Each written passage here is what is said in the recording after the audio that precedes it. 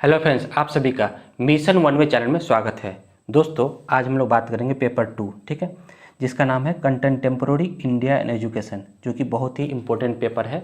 और इस पेपर में जिन बच्चों का री लगा है वो सभी इस टॉपिक को, इस वीडियो को बहुत अच्छे से देखिएगा, क्योंकि इस पेपर को ध्यान से पढ़ना बहुत ज़रूरी है।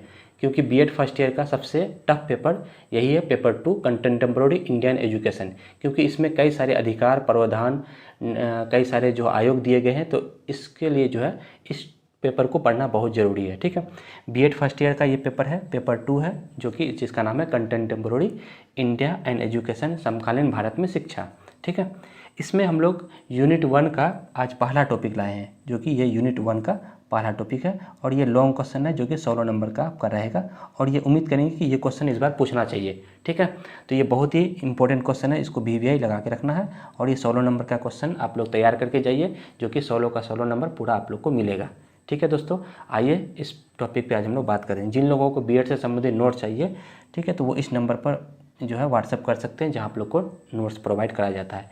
जो कि केयूके यूनिवर्सिटी में जितने भी बच्चे का री लगा है, उसको ध्यान में रखते हुए हम टॉपिकों को कवर करते हैं। और बच्चों को अधिक से अधिक इस वीडियो को शेयर कीजिए, ताकि उन बच्चों का री लगने से बच जाए। ठीक है दोस्तों, आइए शुरू करते हैं, हम टॉपिक पे चर्चा करते हैं, जो कि बहुत इंपॉर्टेंट टॉपिक है यह।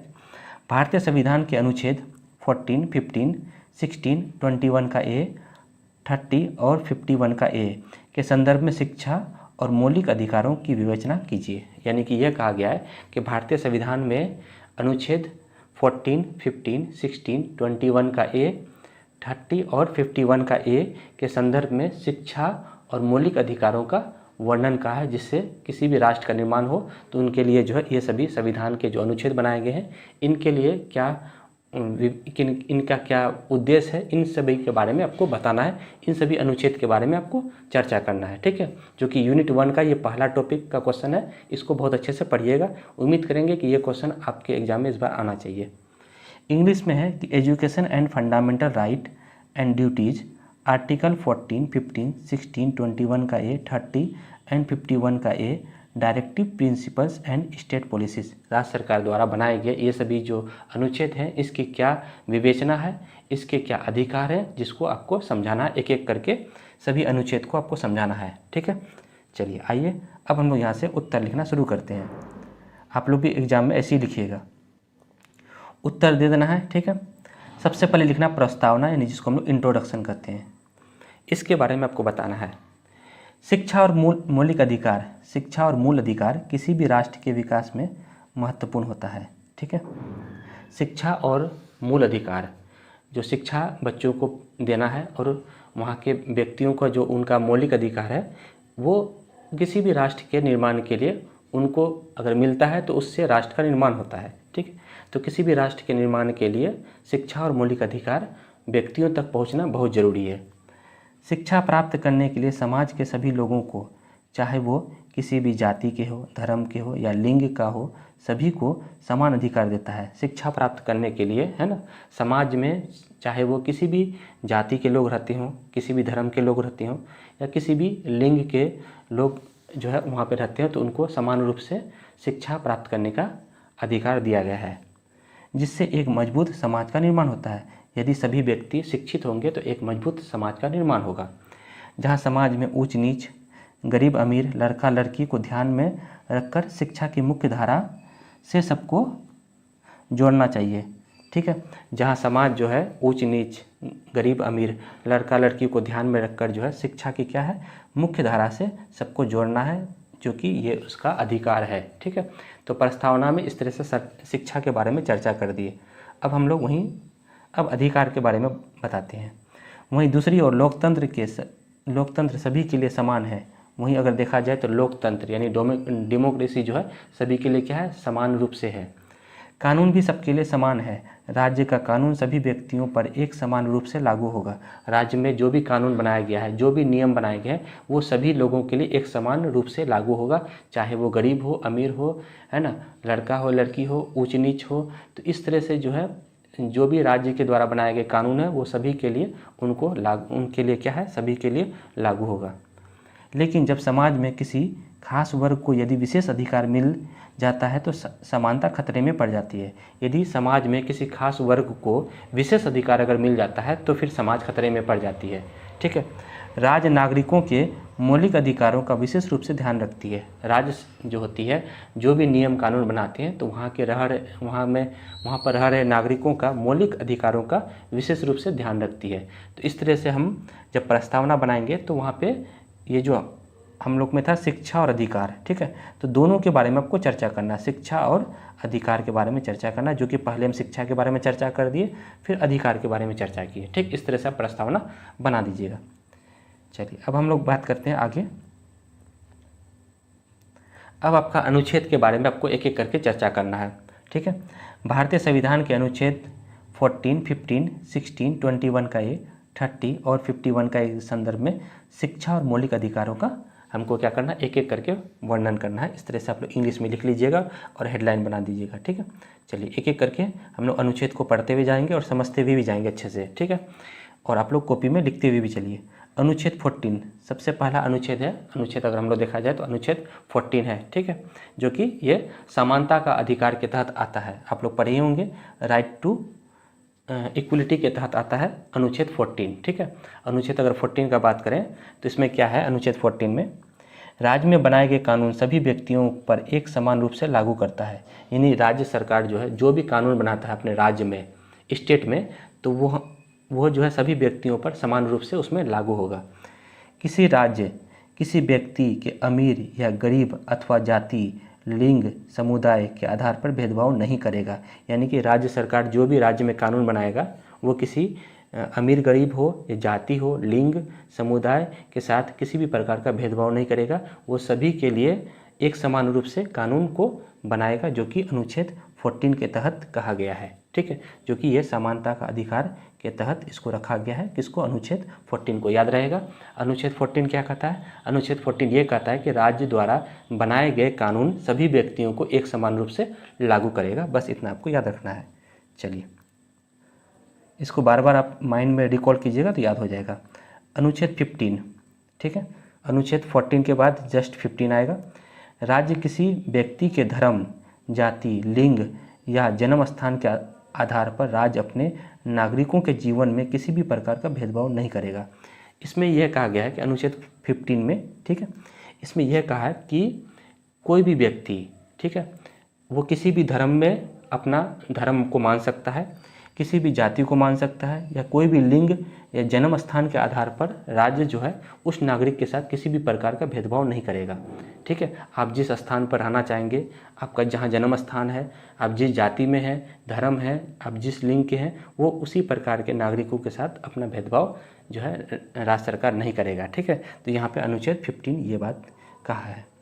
ठीक है, चलिए अब आते हैं 15 के बाद 16, अनुच्छेद 16। अनुच्छेद 16 क्या कहता है कि अनुसूचित जाति, ठीक है, अनुसूचित जनजाति, SC और ST, ठीक है, अनुसूचित जाति, अनुसूचित जनजाति एवं पिछड़ा वर्ग, ठीक है, यानी BC, पिछड़ा वर्ग छोड़कर राज्य किसी पद पर नियुक्त हेतु किसी भी नागरिक से किसी भी प्रकार का भेदभाव नहीं करेगा। अनुसूचित जाति हो, अनुसूचित जनजाति एवं पिछड़ा वर्ग को छोड़कर राज्य किसी भी पद पर नियुक्त हेतु किसी भी नागरिक के साथ किसी भी प्रकार का भेदभाव नहीं करेगा। यानी इन SC, ST और BC को छोड़कर राज्य किसी भी पद पर, है ना, राज्य किसी भी पद पर नियुक्त हेतु किसी भी, हम लोग किसी भी पद पर अगर जाते हैं तो नागरिकता के तहत सरकार जो है उसके साथ किसी भी प्रकार का भेदभाव नहीं करेगा। ये अनुच्छेद 16 के तहत कहा गया है। ठीक है, चलिए अब हम लोग बात करते हैं अनुच्छेद 21 का A, ठीक है, इसको हम लोग 21 का को भी कहते हैं, कि कहीं कहीं पे को भी लिखा रहता है। ठीक है, चलिए अनुच्छेद 21 का A स्वतंत्रता का अधिकार, राइट टू फ्रीडम के तहत आता है। अब देखिए अनुच्छेद 21 का A जो है वो क्या है, स्वतंत्रता का अधिकार के तहत, यानी राइट टू फ्रीडम के तहत आता है, जिसमें यह कहा गया है कि 6 से 14 वर्ष तक के सभी बालकों को निःशुल्क एवं अनिवार्य शिक्षा देने का अधिकार राज्य करेगा। ठीक है, जो कि बहुत इंपॉर्टेंट है।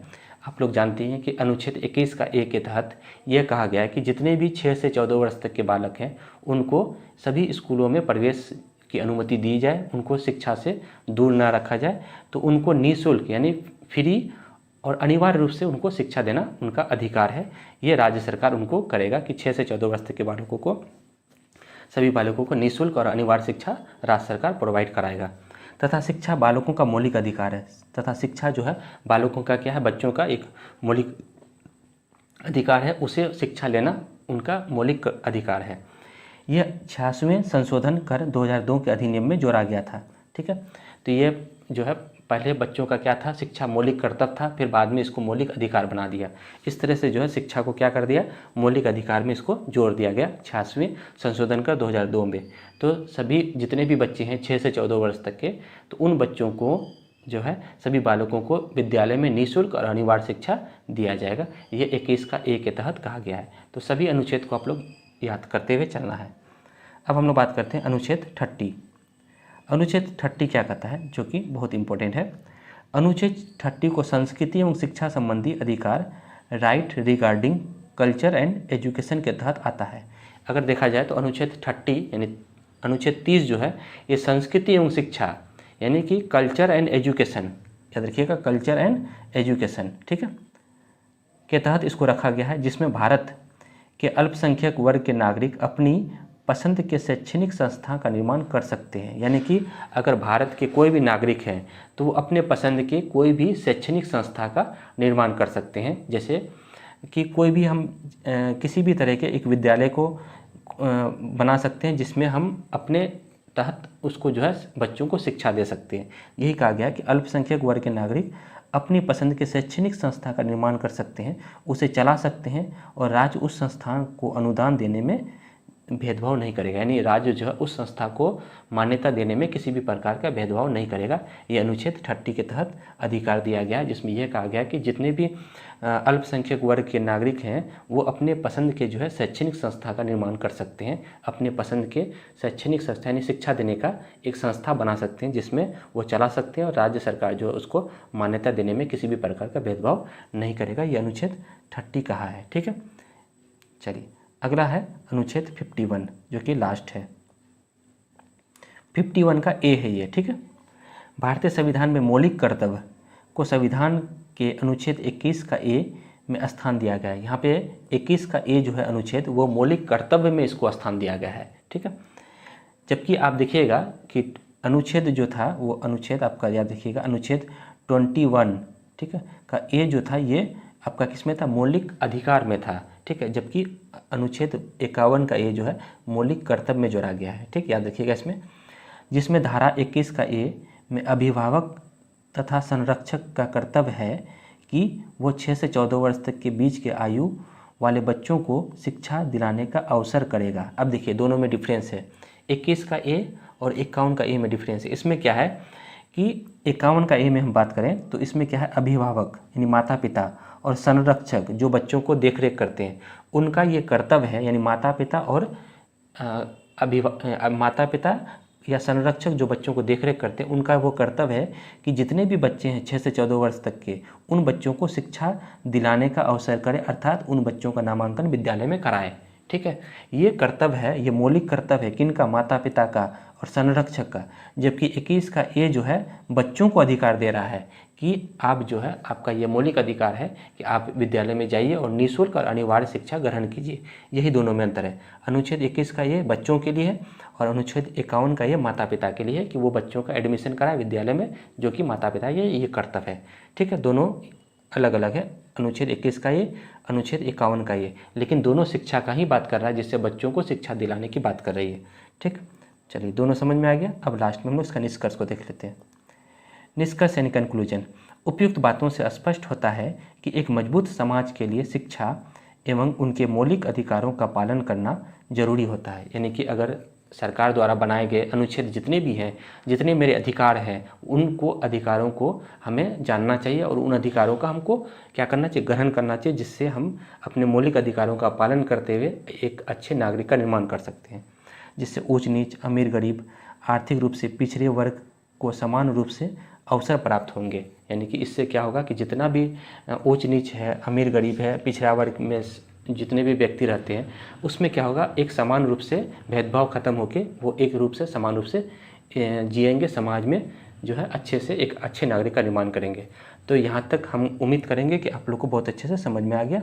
आप लोग याद रखिएगा, अनुच्छेद 14 का चर्चा की है, अनुच्छेद 15 का चर्चा की है, अनुच्छेद 16, अनुच्छेद 21 का ए, ठीक है, अनुच्छेद 30 और अनुच्छेद 51 का ए, ठीक। ये बहुत ही अच्छे से हम समझा दिए हैं। अगर वीडियो आप लोग को अच्छा लगा है तो प्लीज़ सभी बच्चों तक जो है शेयर जरूर कीजिएगा, जो भी KU के यूनिवर्सिटी से में री लगे हैं, क्योंकि उन बच्चों का जो है काफ़ी संघर्ष के बाद बच्चे एग्ज़ाम देते हैं, फिर री लगा देता है यूनिवर्सिटी।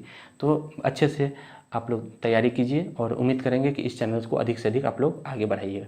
ठीक है दोस्तों, मेरे इस वीडियो से बने रहे, फिर हम लोग नेक्स्ट वीडियो में नए टॉपिक के साथ मिलेंगे। तब तक के लिए धन्यवाद।